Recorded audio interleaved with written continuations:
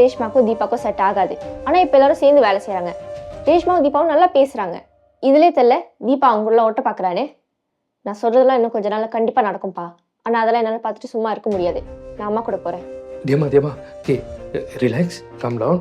அப்போ ஒன்று சொல்லிட்டா சி நம்ம எப்படி நடந்துக்கிறோமோ அதே மாதிரி தான் நம்ம சுற்றி இருக்கிறவங்க கிரியேட் ஆகி நம்ம கூட இருப்பாங்கம்மா. இப்போ வச்சுக்கிங்களேன், நீங்கள் லவ் ஸ்ப்ரெட் பண்ணுறீங்கன்னா மற்றவங்களும் உங்களுக்கு லவ் கொடுப்பாங்க.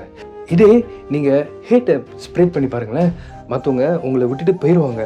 இதுதான் ரியாலிட்டி ஆஃப் லைஃப்மா. நீங்கள் அம்மா கிட்ட லவ் கட்டிங்க, ஆனால் அம்மா ஏன் இப்போ உங்களை விட்டுட்டு போகிறாங்க? என் கிட்ட சைக்காலஜி பற்றிலாம் பேசாதீங்க. It's my mistake. ஆக்சுவலாக நான் அம்மா கிட்ட லவ் காட்டல. ப்ராப்ளம் வந்ததுக்கு அப்புறம் தான் நான் அம்மா கிட்ட லவ் காட்டினேன். But it's too late. 8 இயர்ஸாக நான் என்ன பண்ணிடுறது நீங்களே சொல்லுங்கள். நீங்கள் என்ன வேணாலும் சொல்லுங்கப்பா, நான் டிசைட் பண்ணிட்டேன். ஒன்று இந்த வீட்டில் அவ இருக்கணும், இல்லை நான் இருக்கணும். நீங்கள் டிசைட் பண்ணிக்கோங்க. தேமா எனக்கு நீங்கள் 2 பேரும் இருக்கணுமா? ஓகே ஓகே, நான் என்ன பண்ணணும் சொல்லுங்கள், நான் பண்ணுறேன் ப்ளீஸ். நான் சொல்கிறது சொல்லிட்டேன். இதுக்கு மேலே உங்கள் இஷ்டப்பா. நான் அம்மா கூட போக போகிறேன். நான் அம்மா கிட்ட பேசிக்கிறேன். ஓகே ஓகே, நானும் சொல்கிறதெல்லாம் சொல்லிட்டேன். அதுக்கப்புறம் உங்கள் இஷ்டமா, நீங்கள் அம்மா கிட்டே பேசிங்க. ஸோ அவ்வளோதான், அப்படி போக போகிறீங்க. You are கவர்ட்ப்பா.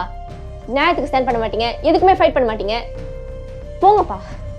தேமா, ஐ லவ் யூ.